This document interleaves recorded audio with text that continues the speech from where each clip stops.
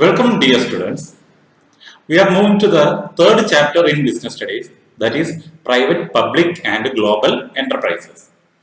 Private, public, and global enterprises. So, in the second chapter, we learned more about what are the different forms of business organization, and in this chapter, you're going to learn more about what are the different organizations like departmental undertakings, statutory corporations, government company, global enterprises, and joint ventures. So, we will learn in detail all these concepts. Before that, we have to know more about what is the condition up to the 1991 new industrial policy in India. Actually, after the freedom fight, when India got independence, they given Indian government given some restrictions to the private sector in India. Up to that time, lot of foreigners came here and conducted their trade activities, industrial activities, everything. So, after a great experience, Indian government changed their criteria. They put several restrictions in the private sector business enterprises.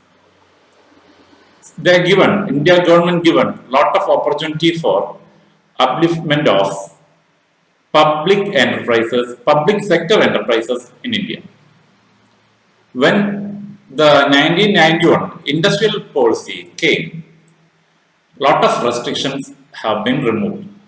So after that, public sector given less importance and private sector got emerged more importance. That is why the privatization, liberalization, and globalization concepts came into existence. Today, in this lesson, first we are going to learn about what is public sector enterprises and what are the different types of public sector enterprises and what are the benefit of these type of public sector enterprises in India. So let us discuss about what is public sector.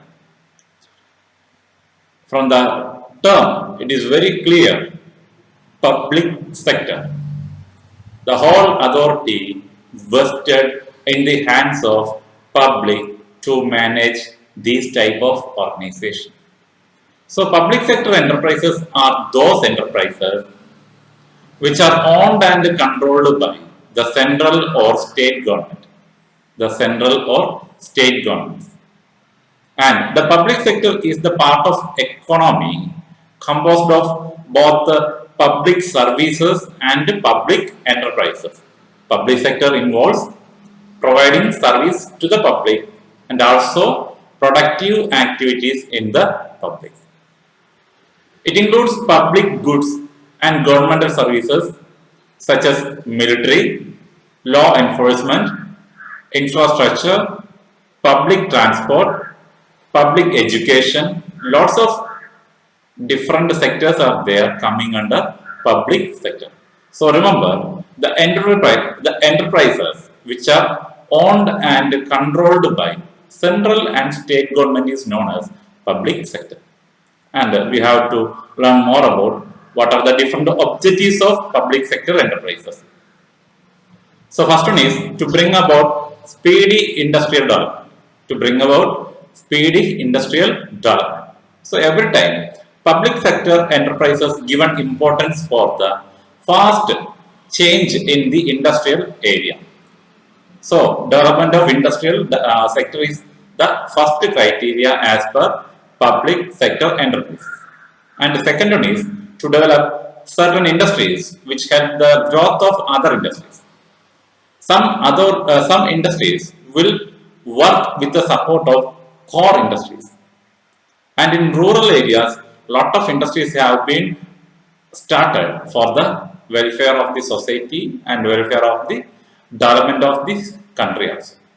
Third one is to set right the regional imbalance in the growth of growth of industries. So there will be some imbalance. We have to reduce that in order to bring a change in that. Public sector enterprises given more importance for the growth of industries. And also to check the growth of monopoly. Monopoly means one person or one organization, one industry controlling the whole system. So, to the public sector and the concept of public sector gives more importance for eradicating these type of negative aspects and to bring easy access of all these type of industries for all. And last one is to ensure adequate supply of essential articles at fair and reasonable prices. Mainly, public sector enterprises given importance for the service of the public sector by providing essential articles, means products, at fair and reasonable prices. So, these are the objectives for bringing public sector enterprises in India. They are given more importance. Then, what are the different features of public sector enterprises? As the explanation indicates, first one is state ownership. That means the ownership of the public sector enterprises is vested in the hands of government, maybe central or state. And who is controlling it? Not only the ownership, controlling is also done by the central and state governments, the concerned government as per the locality. And what about the state financing? Government gives maximum capital and fund for the working of the organization. Remember the points: ownership and control by the central and state government, financing also by the government, then socio-economic activities. Main objective of this type of organization is providing maximum societal benefits, providing maximum benefits or supports for the welfare of the society.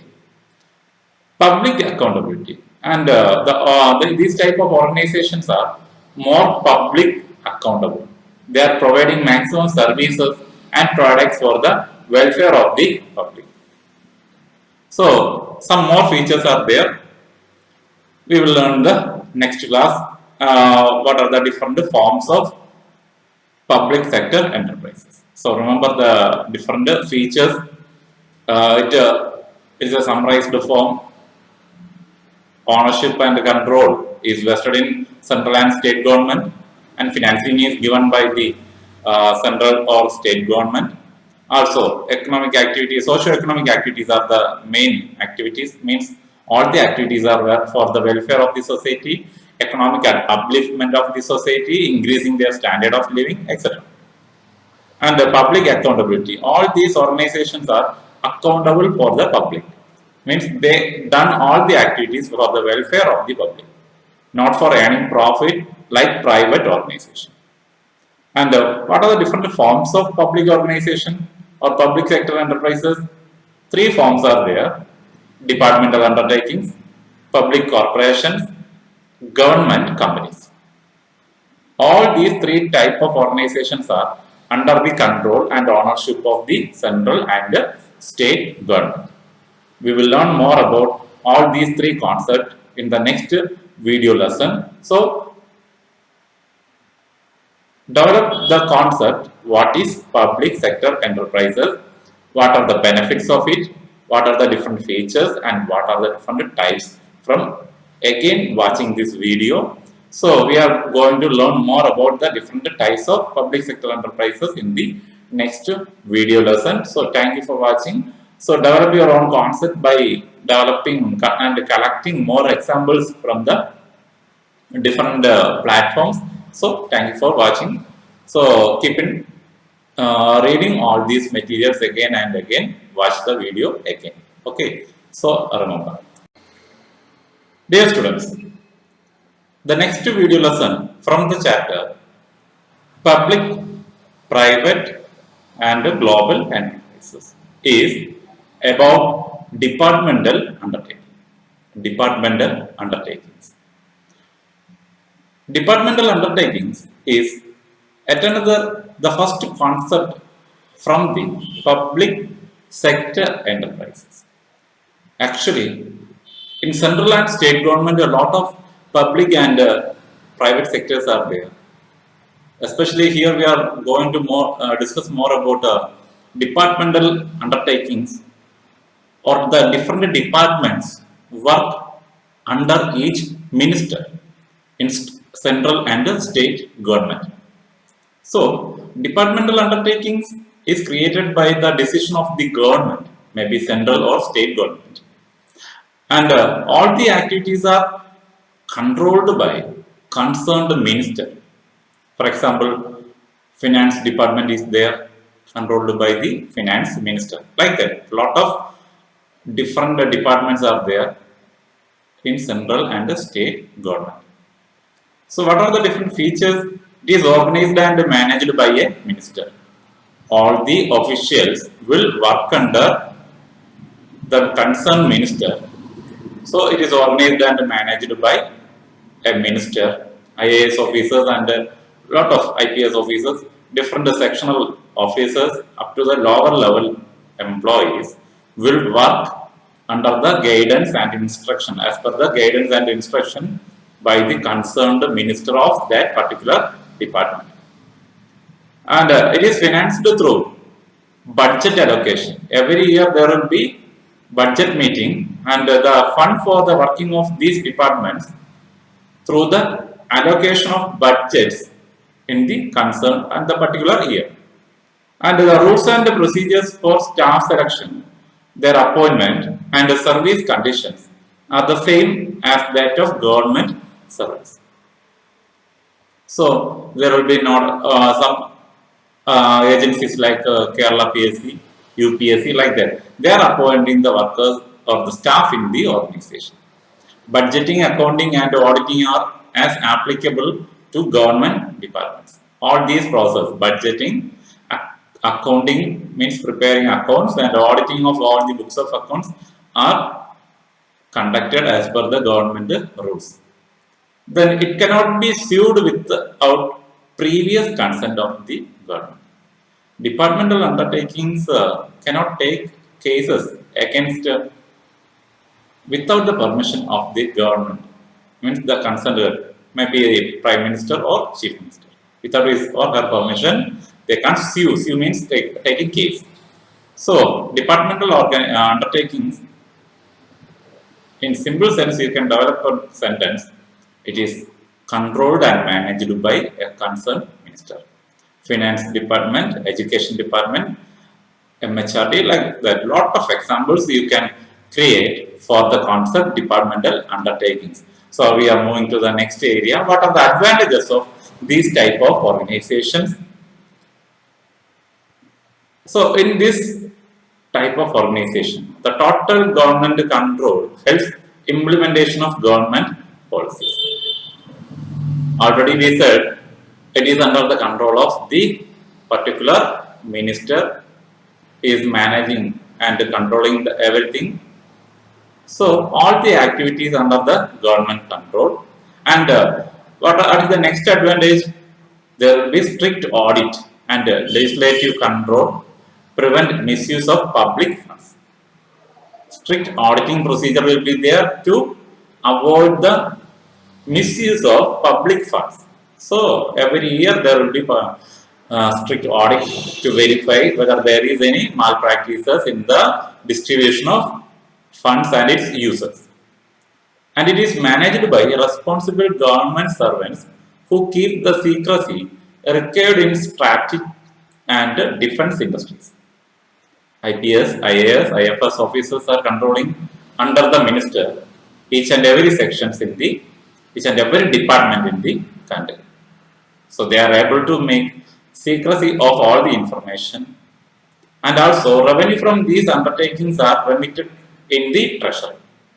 There will be small amount of fees collected for the for providing services, and it will be remitted in treasury for the development of the country and the particular area. So that are the different advantages. Then some disadvantages are there. As we said, there will be one ministry is controlling the whole department. So first disadvantage is political interference sometimes will not help for the smooth functioning of the organization. So, political unnecessary interference of the political leaders will make distractions in the smooth functioning of the departments. And what is the next one? Subject zero political changes.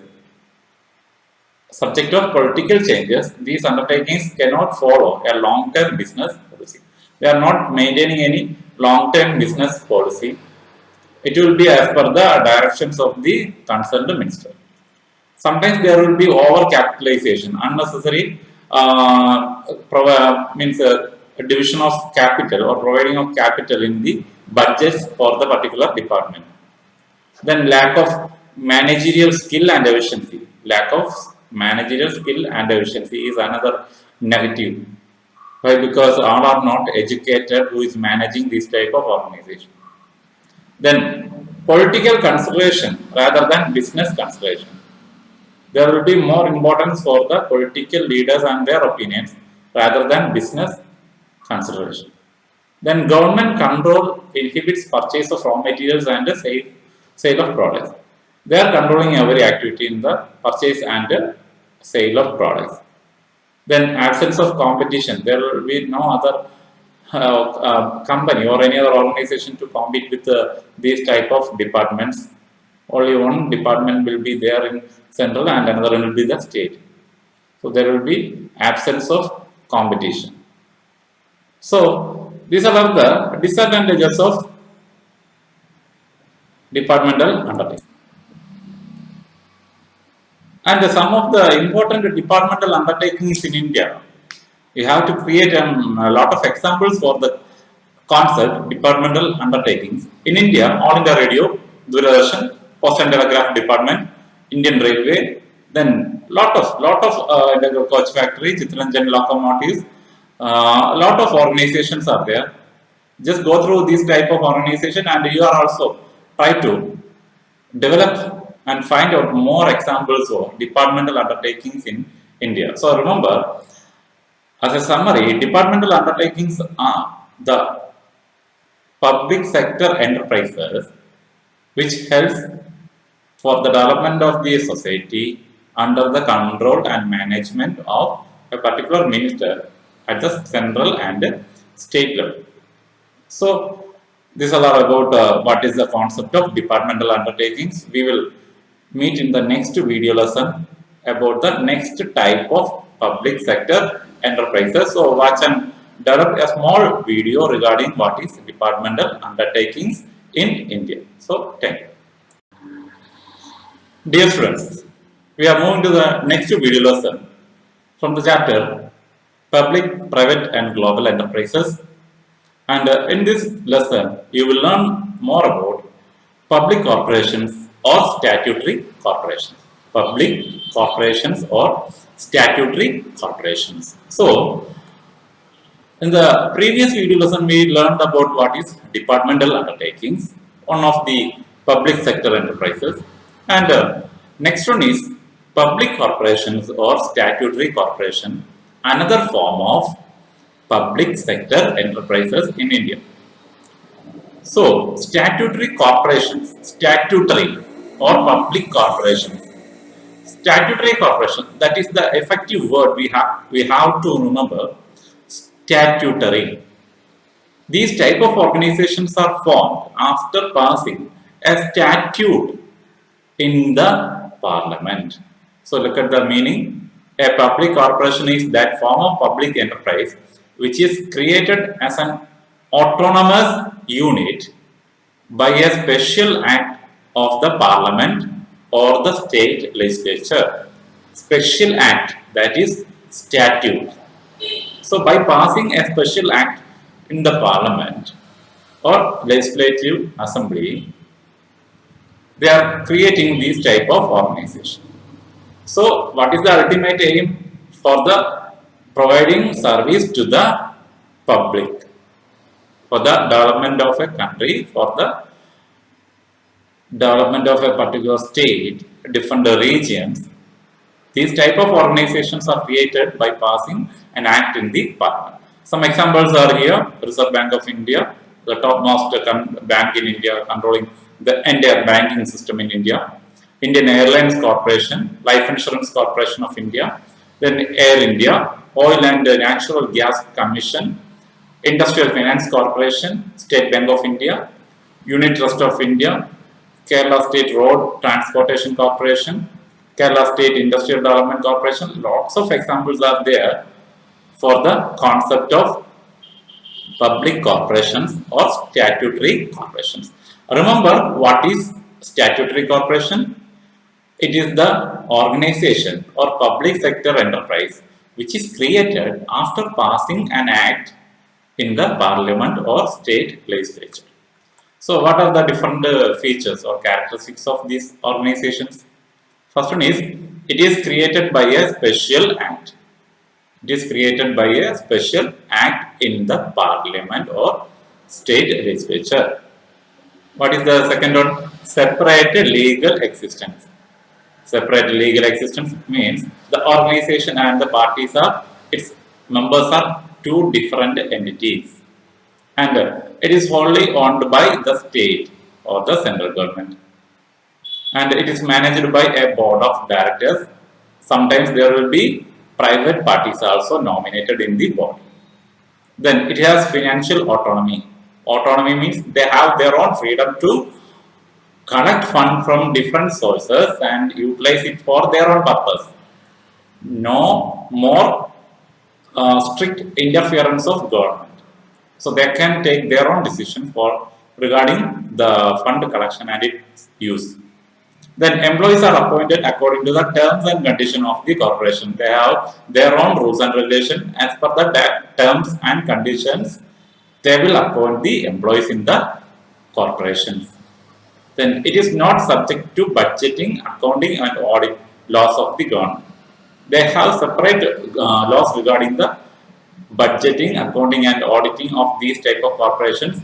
It is not much similar to the government. No need to follow the government rules and regulations. It can enter into contracts in its own name. These type of organizations can enter into contract with their own name. They can purchase land, they can purchase property or any other thing. Then a public corporation works primarily for service and profit is only secondary. They are working primarily for providing service for the peoples of the society and the entire country, and profit earning is the secondary criteria.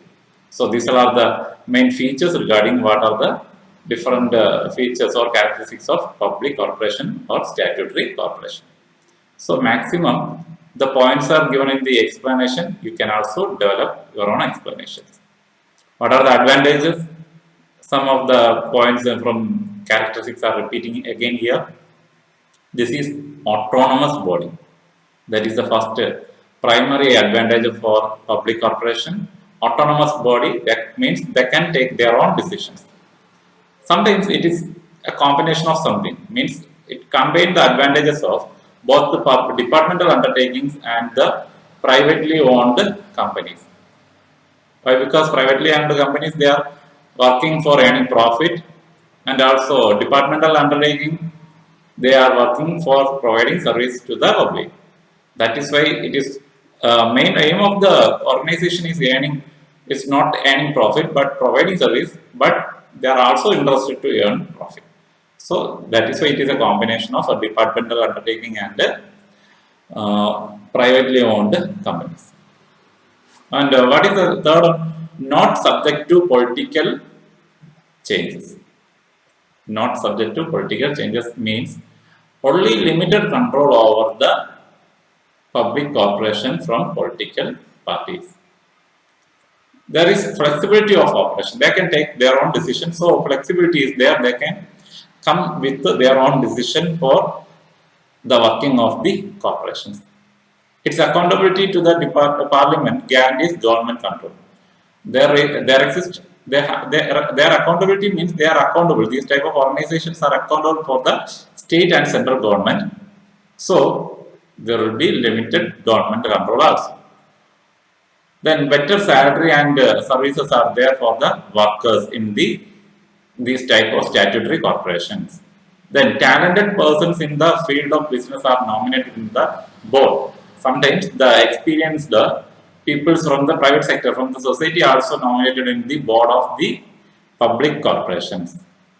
And remember, the primary motive of the public corporation is providing service rather than earning profit. They are interested in earning profit, but the primary motto is providing service. So these are the advantages of public corporations. And only few limitations are there for statutory corporations. Sometimes there will be more government interference in the day-to-day working of these type of autonomous organization. So government interference will be there. Then any change in the function and requirement, amendment of the act is necessary. If they want to change function or mode of operandi, they have to amend the act in the parliament.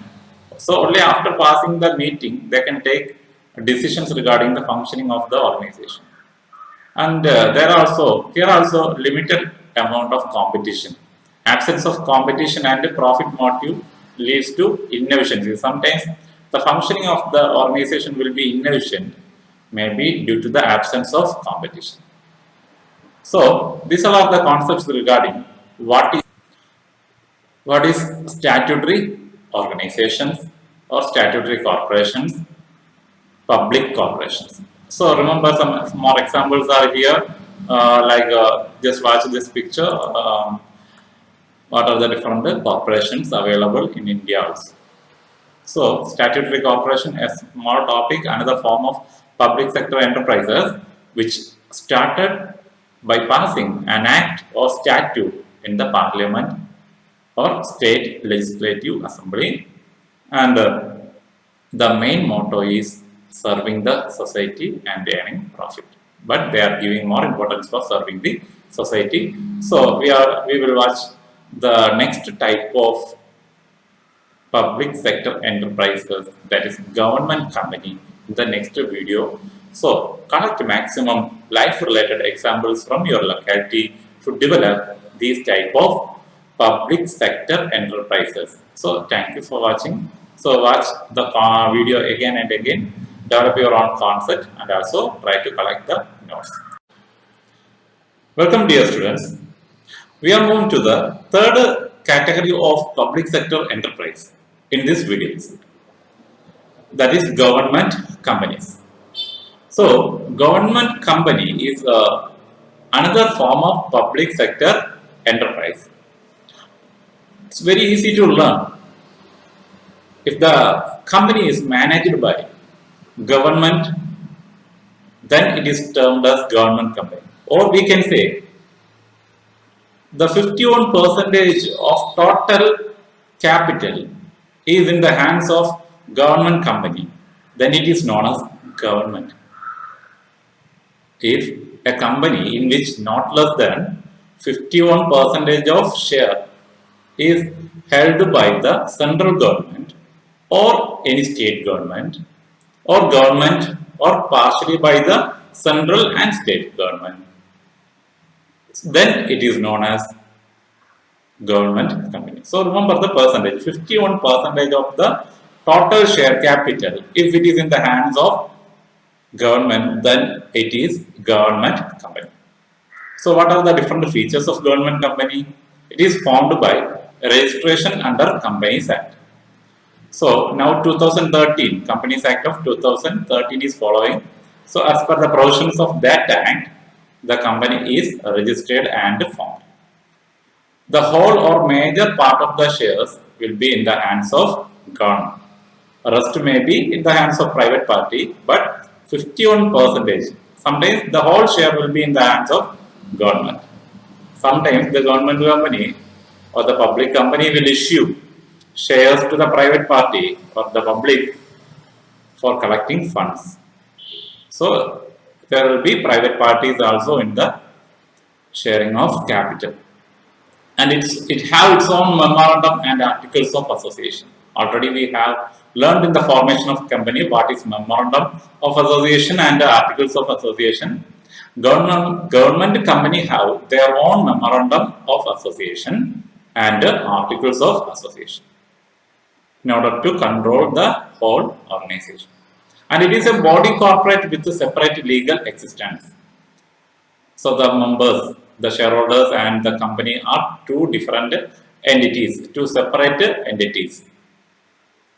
Then directors appointed by the government alone or jointly by the government. Directors, board of directors who is controlling the organization will be appointed by the government. Then employees appointed by the directors of the employees in the organization will be appointed by the directors of the board. Then free from the government company is free from budgeting, accounting and auditing. They have to maintain all these, but they are free from the government.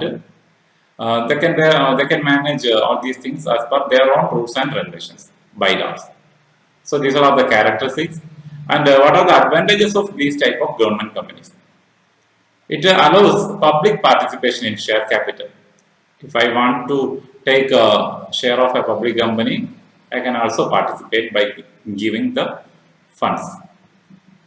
It is very easy to form and register. They have to maintain, they have to prepare the important documents, they have to submit in front of the registrar.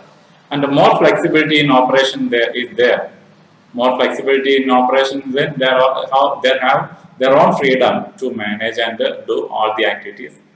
And they are getting maximum credit facility from the government itself and from private parties also. Then there is competition and profit motive on business lines. Lot of competition between private and government companies, and they are working with the maximum profit earning model. Then less government control is another advantage of this type of organization. Majority of the directors are appointed by the government. Then little political interference will be there in government companies. So these are all the advantages of government company. Read again and again and develop your mental image, mind maps regarding the process. And few disadvantages are there. As we told, there is political interference. Sometimes it will be high in the case of government company. And decisions are taken only as per the government wishes. That is another negative or limitation. And there is no active involvement of directors and staff. Why? Because they are not getting any amount of salary. So they will show only little interest in the growth of these type of organization. And in reality, there is no autonomy for maybe in the future it is that they have autonomy or flexibility in operation, but in reality, real life situation, it is not happening there. And no effective government control on financial matters. There is no effective control from the government authorities in the use of fund given in budgets for these type of government companies. So these are some disadvantages of government companies. So remember, a company is said to be government company when the 51% of the share capital is in the hands of that particular company is in the hands of government. Then it is known as government company. Some important government companies in India: the Hindustan Machine Tools Limited, the Hindustan Steel Limited, Indian Telephone Industrial Limited, the State Trading Corporation, the Hindustan Shipyard Limited, the Indian Oil Corporation, Fertilizers and Chemicals Limited, Bharat Electronics Limited, Ashok Hotels Limited, Madras Refineries Limited. Lots of examples are there. Please go through the different online platforms and find more examples for government companies. Next, we have to discuss about. So these are the three types of public sector organizations: departmental undertakings, statutory corporation, and government. Then we have to discuss more about what is the role of public sector in India, how it is changing. So whether they are taking more or private parties are taking more, that we are going to discuss. So the main contribution of public sector enterprises to Indian economy are: the first one is filling gaps in the industrial sector. They are helping, public sector enterprises are helping for filling the gaps in the industrial sector. They are helping for bringing more industries. maybe small scale or large scale industries, and also helps for the employment generation, developing more, creating more employment opportunities.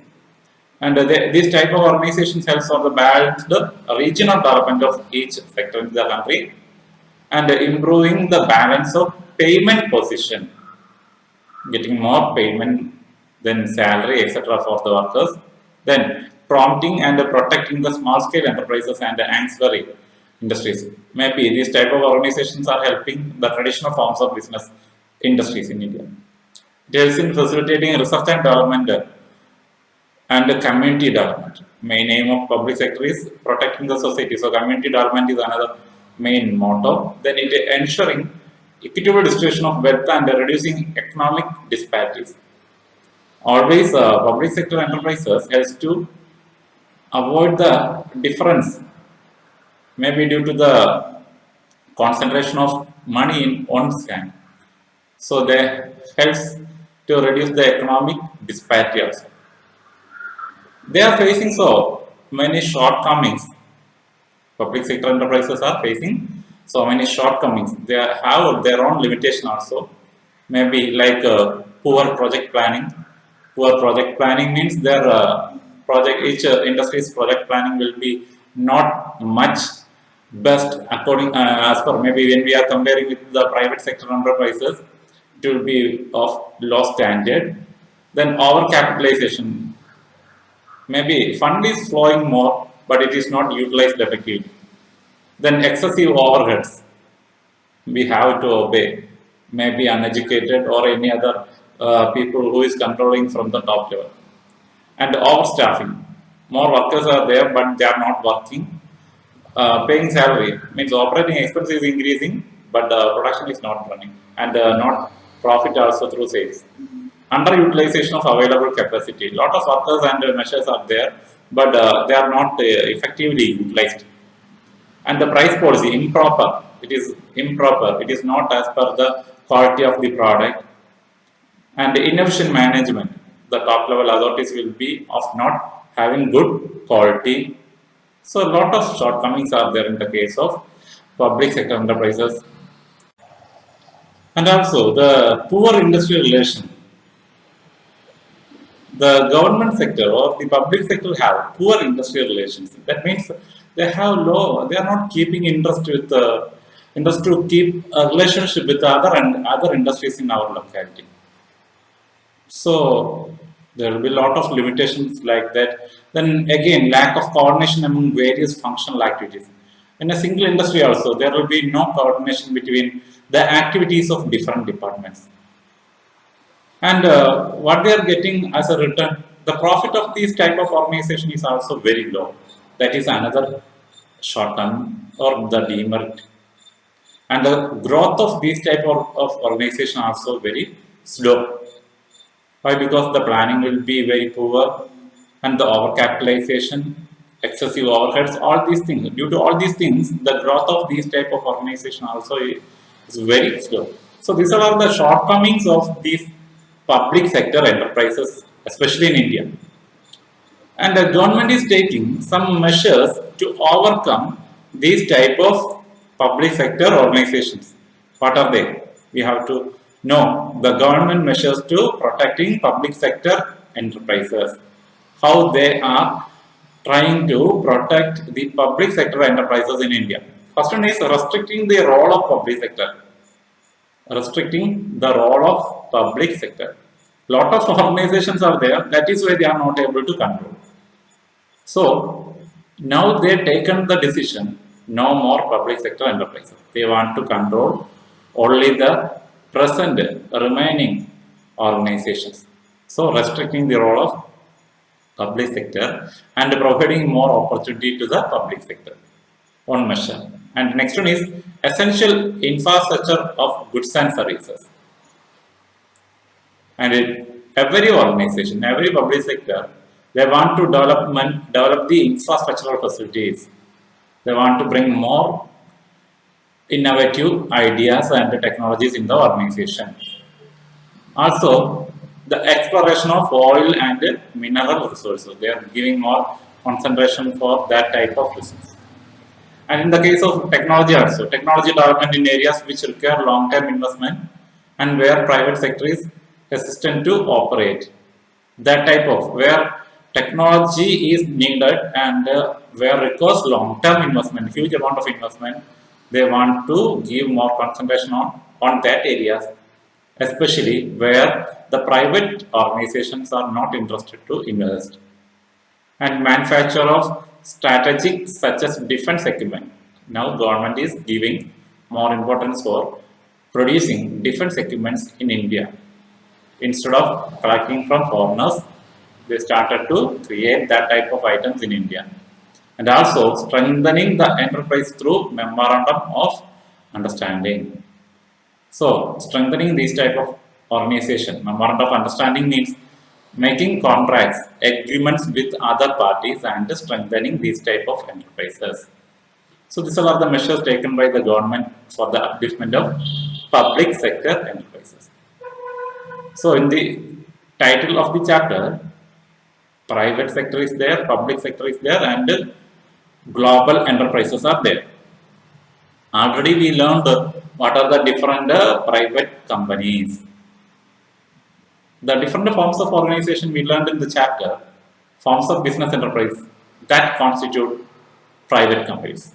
The companies which are owned by private parties, or if the 51 percentage of share is vested in the hands of a private party, that company, and the remaining is in the hands of government, means 49 percentage is in the hands of government. So that company can be said to be a private company, and it will be controlled by an individual or an organization. So most probably it will be in the form of sole proprietorship, partnership, cooperative organizations and companies. But it may be the ownership is in the hand of a private party, then it is known as private company. So lots of examples are there for private companies. Just go through the images, collect more ideas regarding private companies. So these are the concepts regarding the private sector and the public sector. So remember, we learned in this lesson about the concept of government company, then the changing role of public sector in India, and what are the different measures taken by the government for the upliftment of private public sector in India, and a small concept regarding what is private company, that is already we have learned in the previous chapter. So thank you for watching my video. Next lesson we are going to learn about the global enterprises and joint ventures. So thank you for watching the video. Keep developing your own concept by watching all these videos again and again, and also by reading the concept from different web pages. Okay, thank you.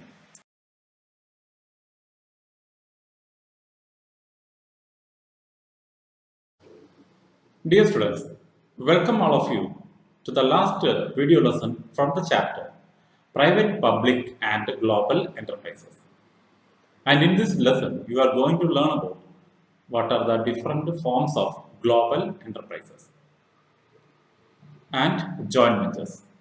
So, we are going to learn first about global enterprises, or it is known as multinational companies. So, sometimes some companies will start in one region, one country, and they will open branches in different other countries. That type of companies are known as multinational companies. Their headquarters will be in one particular country, maybe their home country, and the branches will be spread over all other countries. So, multinational company means a company that has business operations in many countries. In other words, it is a company which allocates its resources beyond national frontiers, but it is nationally based in terms of ownership and top management. Basically, they are international giant-sized companies with production location in more than one country. It may design a product or service with an eye on global market. Global market means they want to sell their product in all over the world. It is also known in different names: transnational corporation, global enterprises, world enterprises, global giant, or international enterprises. So these are the other names for the concept global enterprises or multinational companies. So remember, their place of origin will be in their home country or own country, and their business operation will be spread over all other country at global level. So these type of organizations are known as global enterprises or multinational companies, MNCs. So a lot of examples are there. You have to learn more about by collecting examples from the Google pages and web pages. So we are going to learn what are the different features of global enterprises.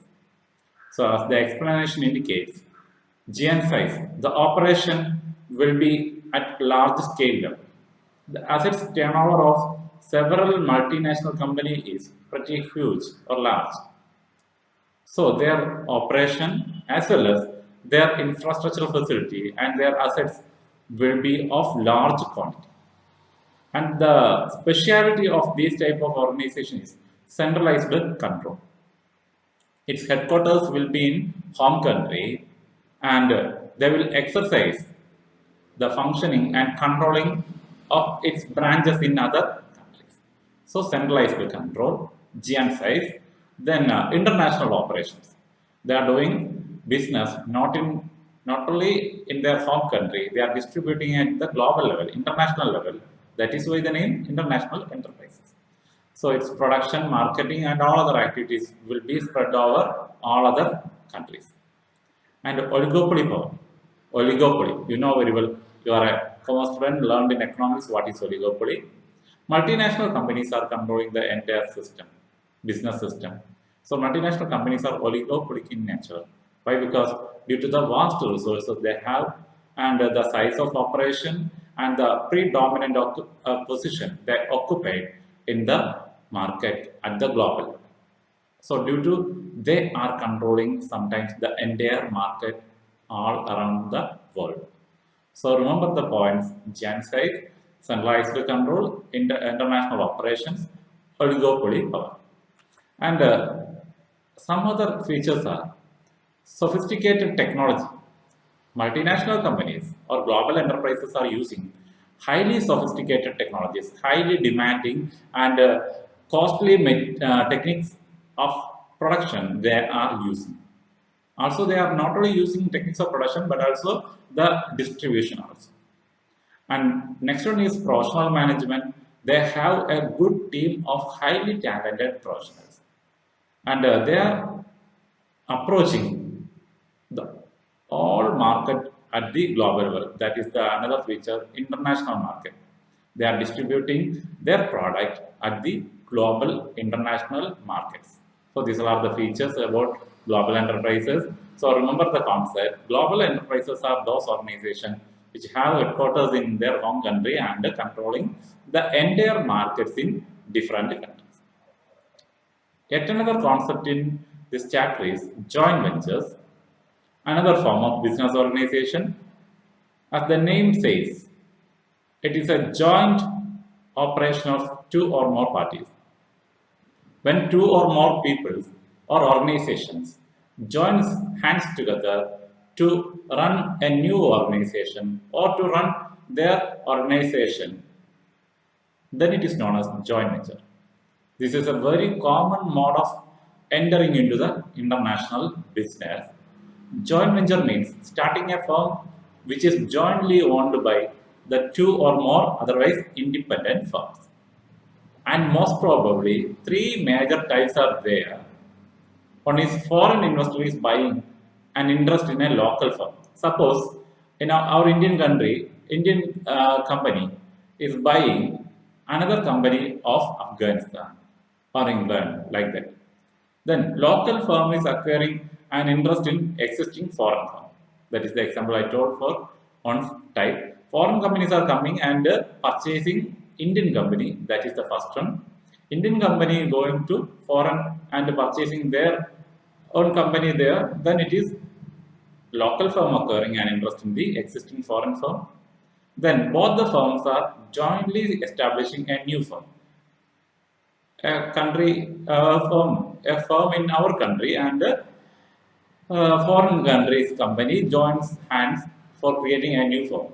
So these are the forms of joint venture. Simply, it is a business owned by two parties jointly. That is joint venture. So we have to learn more about how to form the joint venture.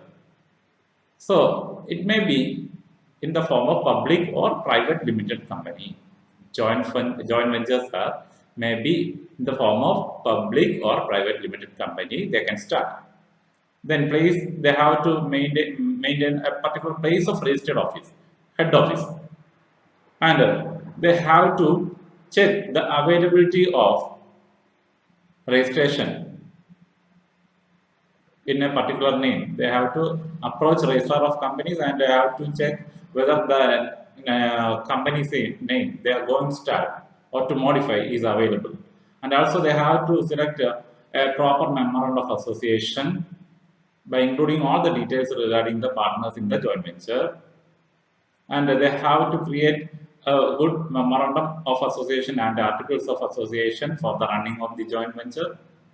After submitting all important documents in front of the registrar, they have to collect a receipt of certificate of incorporation.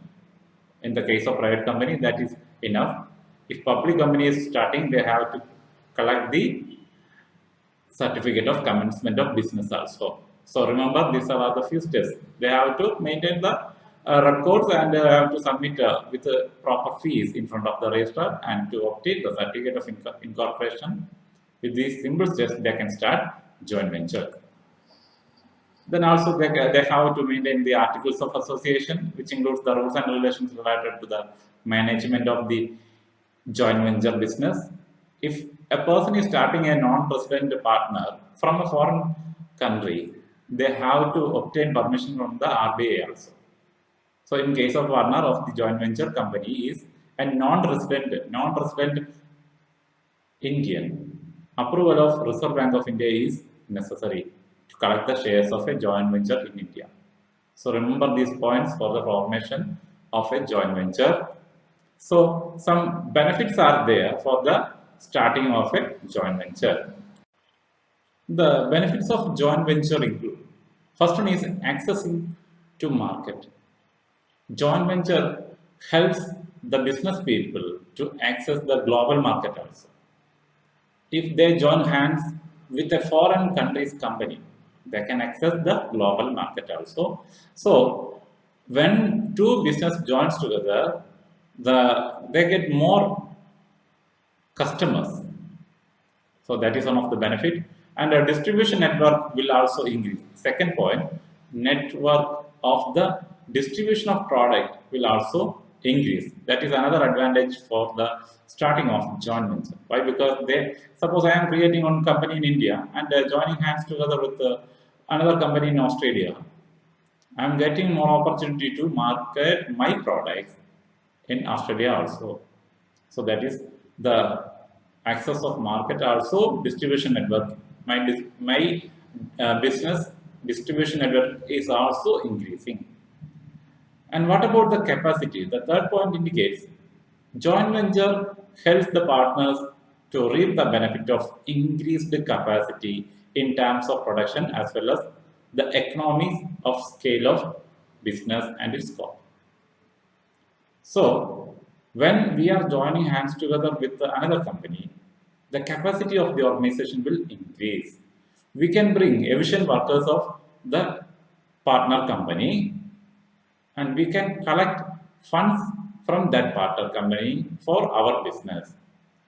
So the production techniques adopted by another company can be also utilized for the production of products in our business. So it helps to increase the capacity of the organization. It helps to bring efficiency, effective work atmosphere in the organization. And what about the concept staff, the workers working in the two organization. They are getting, when joint venture is started, both the organization is getting to share the skills of staff in the particular organization.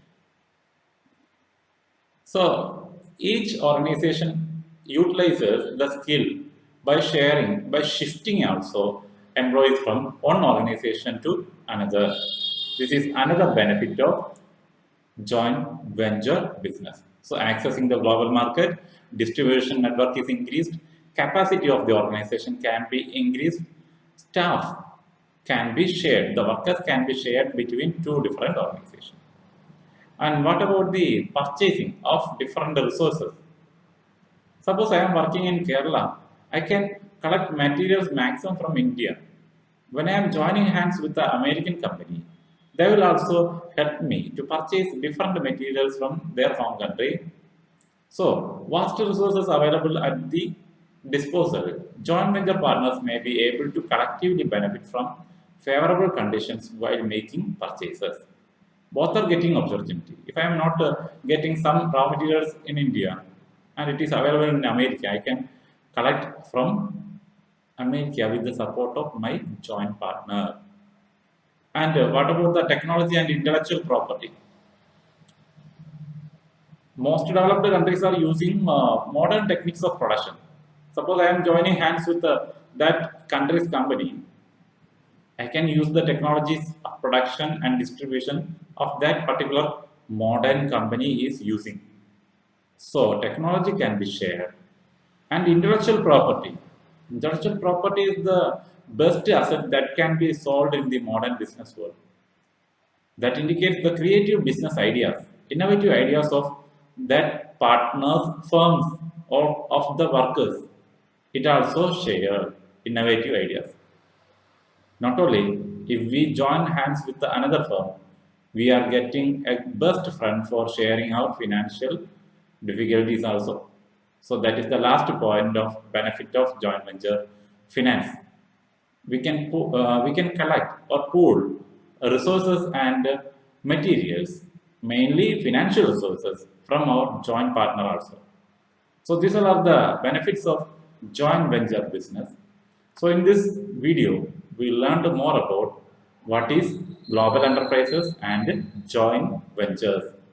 So these are all regarding different concepts from the chapter private, public and global enterprises. So I hope all the concepts are very clear for you. So if it is not clear, please again watch all the videos and develop your own concept by reading more books, materials. Also clarify doubts with me by discussion through WhatsApp and online media. So thank you for watching. Keep learning very positively and actively. Thank you for watching. Thank you.